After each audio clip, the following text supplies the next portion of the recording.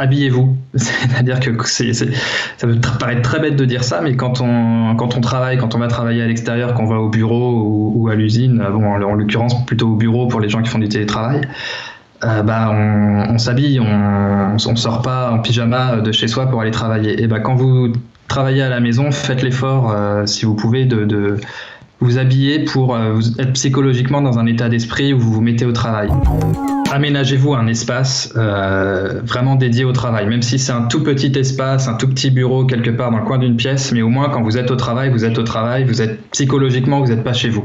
Et au moment où vous arrêtez de travailler, vous quittez cet espace-là et vous vous retrouvez à nouveau dans votre domicile, dans votre vie familiale. Et donc ça permet vraiment psychologiquement d'avoir une séparation entre la vie de travail et la vie familiale, et ça c'est surtout quand on fait du télétravail sur une longue période, c'est indispensable. Sinon très vite on en arrive à perdre ses repères et à plus savoir est-ce qu'on est au travail, est-ce qu'on n'est pas au travail, psychologiquement on se sent jamais réellement déconnecté.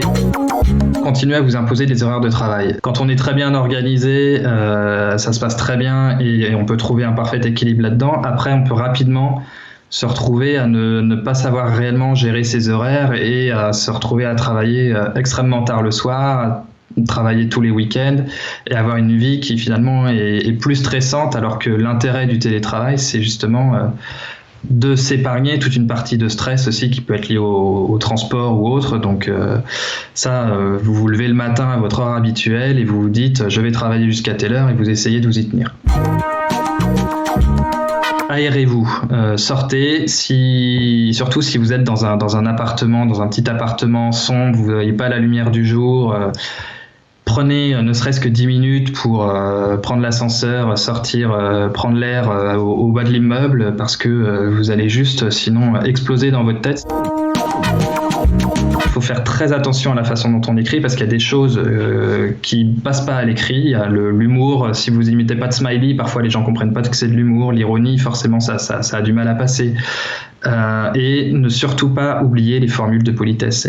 C'est pas parce que c'est un écrit qu'il faut pas dire bonjour, qu'il faut pas dire merci, qu'il faut pas dire s'il vous plaît. Il y a des choses comme ça très bêtes, mais on peut très vite donner l'impression d'être désagréable par mail, alors qu'on ne l'est pas du tout quand on parle à l'oral. Mettez-vous bien d'accord avec vos managers, avec votre équipe, pour voir comment vous allez communiquer, comment vous allez suivre vos travaux, comment vous allez les rapporter auprès de votre manager. Ça, c'est un point qui est parfois extrêmement difficile pour les gens qui n'ont pas l'habitude de télétravailler, pour les managers qui n'ont pas l'habitude de gérer à distance des équipes. Et on peut assez vite tomber dans une espèce de cercle vicieux où on va se mettre à surcharger ses managers ou ses coéquipiers de mails, où on va les mettre en copie parce qu'on veut montrer qu'on travaille et qu'on n'est pas en train de regarder la télé, ce genre de choses. Et en fait, ça va désorganiser l'équipe, ça va la saturer de communication inutile et ça va ralentir la productivité, alors que généralement, quand on télétravaille, vous allez vous en rendre compte, on est finalement beaucoup plus productif que quand on est au bureau et qu'on est perturbé, surtout en open space où il y a beaucoup de bruit ambiant. Écoutez-vous psychologiquement et puis surtout faites attention aux autres. Il y a des gens qui sont adaptés au télétravail parce que c'est dans leur psychologie de bien accepter le fait d'être tout seul à la maison, ou de pas voir les collègues et puis de les voir rarement. Ils vivent ça très bien.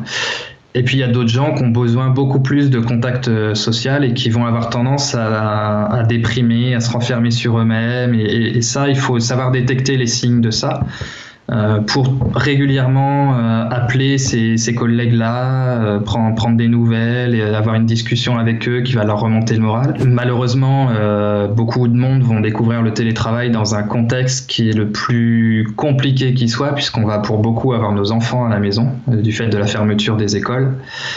Et il ne faudrait pas que ça donne une mauvaise image du télétravail. On s'était dit il y a 20 ans, avec Internet, on va plus forcément avoir besoin de prendre l'avion pour avoir des rendez-vous, on va pouvoir vivre en province et pas forcément tous monter à Paris. Il y a beaucoup de choses comme ça qu'on imaginait pour Internet, mais dans les faits, ça se produisait pas. Et puis là, quelque part, le destin nous force à voir que quand on a besoin notamment de négocier un contrat aux États-Unis, les États-Unis ayant décidé de nous interdire à nous, Européens, d'aller sur leur sol, on n'a pas d'autre choix que de faire ça à distance, et puis finalement on va se rendre compte que ça marche bien. Les entreprises qui avaient beaucoup de craintes sur le télétravail vont se rendre compte qu'en réalité beaucoup de télétravailleurs sont plus productifs que les travailleurs ordinaires, mais que ça demande un mode de management adapté. Et ce qu'on est en train de mettre en place pour des raisons de crise, moi je suis convaincu que ça va être durable et que tout le monde va adopter des nouveaux modes d'organisation du travail qui seront beaucoup plus efficaces et potentiellement meilleurs pour la planète si ça permet de limiter aussi le nombre de kilomètres qu'on fait en avion.